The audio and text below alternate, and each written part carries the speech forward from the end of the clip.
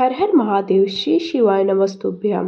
कैसे हो आप सब? आप कुशल मंगल हो, ये बताने के लिए कमेंट बॉक्स में जाकर के हर हर महादेव या श्री शिवाय नमस्तुभ्यम अवश्य लिखिएगा।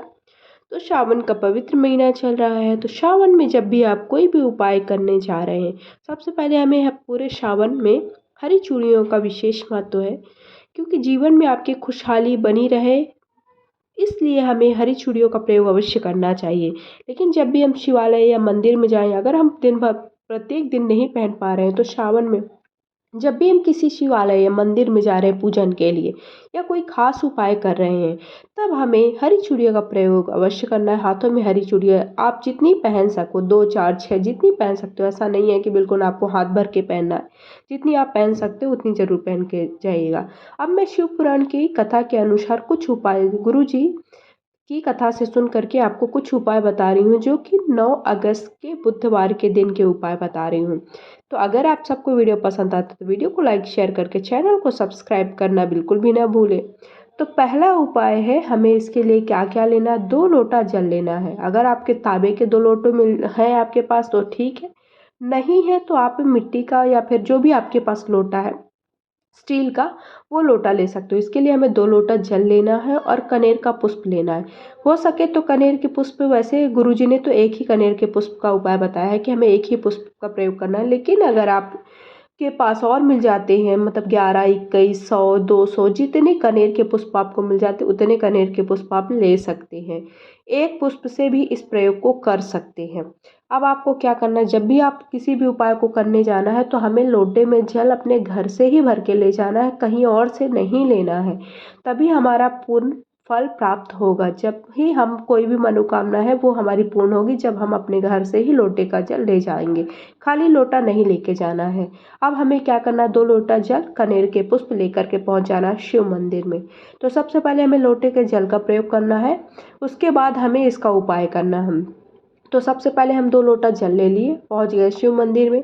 ये प्रयोग आप सुबह के वक्त भी कर सकते हैं, शाम के वक्त भी कर सकते हैं। जब आपको समय मिलता है तब आप इस प्रयोग को कर सकते हो। अब कैसे आपको उपाय करना है ये आप अच्छे से समझ लीजिए।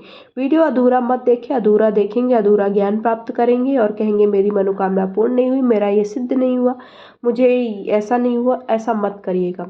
कोई भी उपाय है, कोई भी चीज़ है, हमें अधूरी नहीं सुननी है, पूरी सुननी है, तभी हमें उसका पुण्य फल प्राप्त होगा। कोई भी रोग मुक्ति है, कोई भी खास मनोकामना है, कोई भी इच्छा आपके मन में चल रही है, सबके लिए ये छोटा सा उपाय आपको करना है। कब करना है? आपको 9 अगस्त के दिन करना है। 9 अगस्त बुधवार के दिन इस उपाय को करना है। 2 लोटा जल लेकर के गए, पहुंच गए शिव मंदिर में। शिव मंदिर में हमें क्या करना है, दोनों हाथों से दोनों लोटे का जलना एक साथ शिव जी के ऊपर समर्पित कर देना है। दोनों लोटे का जल हमने एक साथ शिव जी के ऊपर हमने समर्पित कर दिया। क्या करना है आपको, जो दोनों लोटे का जल लेके घर से आप आए थे, तो एक लोटे एक हाथ से नहीं करना है, दोनों लोटे को हमें दोनों हाथ से, और हमारा डायरेक्शन क्या होना चाहिए, नॉर्थ होना चाहिए। जब भी हम पूजन कर रहे होते हैं तो हमारा डायरेक्शन क्या होगा, नॉर्थ डायरेक्शन में हमारा फेस होना चाहिए।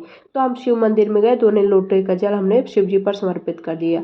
ये पहला उपाय। अब कनेर के पुष्प का क्या करना है। कनेर के पुष्प अगर आपने 1 2 5 7 11 21 100 200 जितने आपने लिए उतने पुष्प आपको क्या करना, शिव जी के ऊपर अच्छे से चढ़ा देना।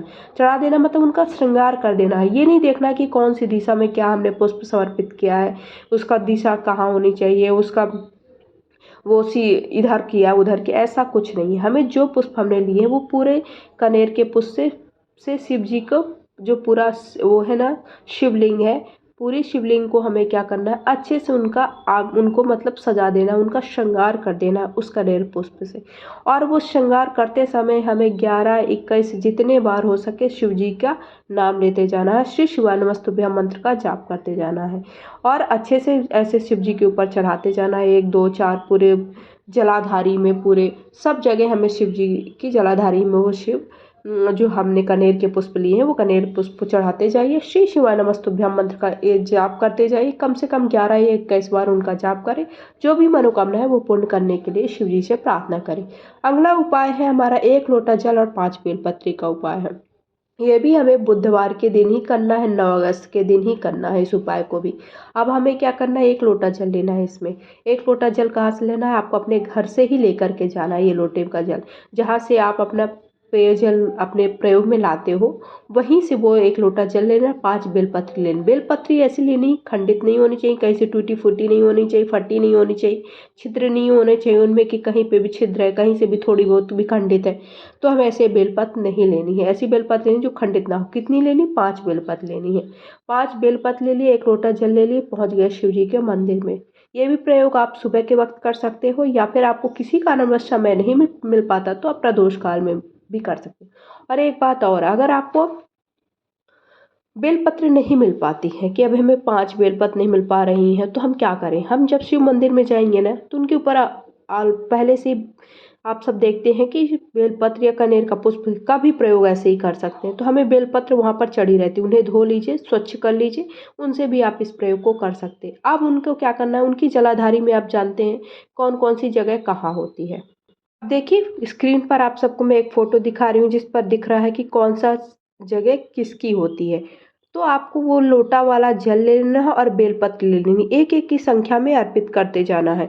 ठीक है, तो एक बेलपत्र आपने सबसे पहले कहा गणेश जी के स्थान पर, जहाँ पर दिख रहा है ना फोटो में, वहाँ पर गणेश जी के स्थान पर अर्पित कर, वहाँ पर हमने एक थोड़ा सा जल अर्पित कर दिया। फिर उसके बाद दूसरा हमें क्या करना है, कार्तिकेय जी के स्थान पर अर्पित करना है। तो एक बेलपत्र अर्पित किया, उसके बाद हमें 1 लोटा जल अर्पित कर दिया। उसी प्रकार तीसरा हमें अशोक सुंदरी के स्थान पर करना है। तो अशोक सुंदरी के स्थान पर आपको जो थोड़ा सा उठा हुआ भाग है, वहाँ पर हमने पहले सबसे पहले एक बेल, उसके बाद अगला फिर हमें एक बेलपत्र लेनी, क्योंकि हमने 5 बेलपत्र ली ना, फिर अगली बेलपत्र हमें कहाँ पर अर्पित करनी है, हस्त कमल पर अर्पित करना है।